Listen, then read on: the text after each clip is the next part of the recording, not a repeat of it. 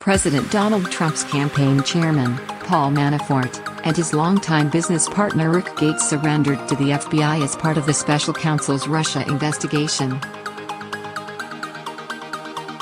Manafort joined the Trump campaign in March 2016 as an advisor but was promoted to campaign manager 3 months later, oversaw the Republican National Convention in July 2016 and was forced out a month later over his pro-Russia political work in Ukraine.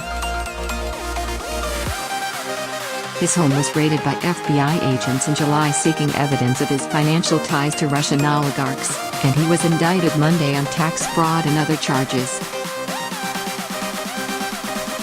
Longtime protégé Gates remained close to Trump after Manafort was ousted from the campaign, and he continued to visit the White House during the first 2 months of the administration. Gates, who also worked with the same Russian oligarch who reportedly paid Manafort $10 million to promote Russian interests, led the outside group America First policies to push Trump's agenda until he was pushed out in March.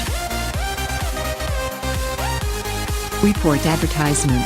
That organizational shakeup also pushed Brad Parscale, who ran the Trump campaign's digital operation, into a reduced role instead of his originally planned position as president of the nonprofit. Gates started working with Manafort in 2006, a year after the Republican strategist struck a deal with Oleg Deripaska, an aluminum magnate and Vladimir Putin ally.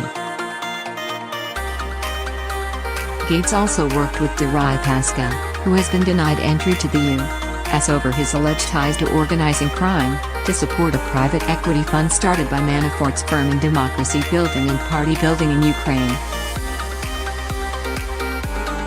He also took part in at least 2 other recent deals involving Putin-connected oligarchs, including one that ended with Deripaska suing both Gates and Manafort.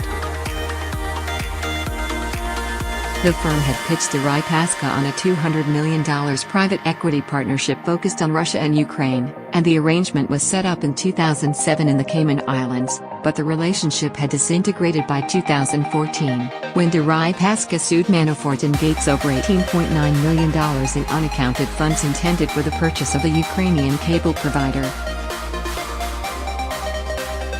The pair then simply disappeared and stopped answering Deripaska's requests to show how the money had been used or return it to the investor, according to the lawsuit.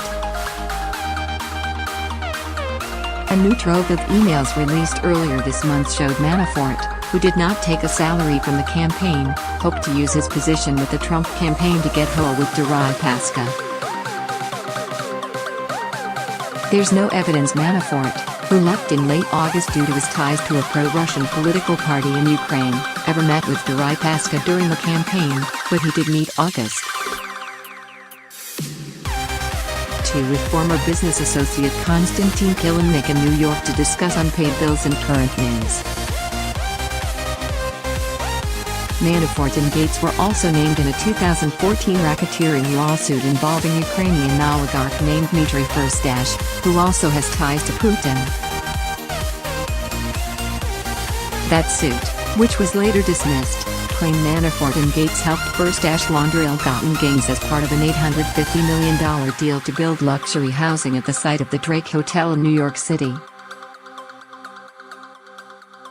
Firstash was indicted with 5 others in 2013 with paying $18.5 million in bribes to Indian officials so they could mine titanium and sell it to Boeing Corporation to build the 787 Dreamliner jet, and he's currently fighting extradition to the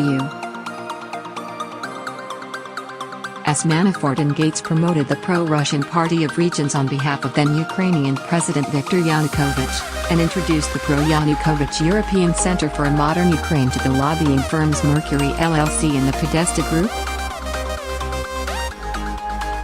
Both of those Washington-based lobbying firms hired outside investigators to determine whether they'd been misled by Gates.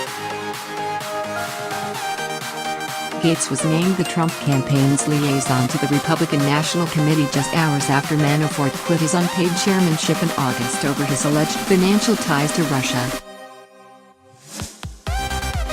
He left that role, in which he maintained offices at both the RNC and Trump Tower, 2 weeks later after former Citizens United head David Bossie.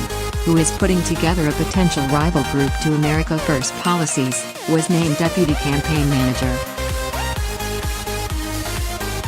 Gates was also blamed by campaign sources for Melania Trump's RNC speech that included a plagiarized portion of a speech given by former First Lady Michelle Obama, although he denies the claims.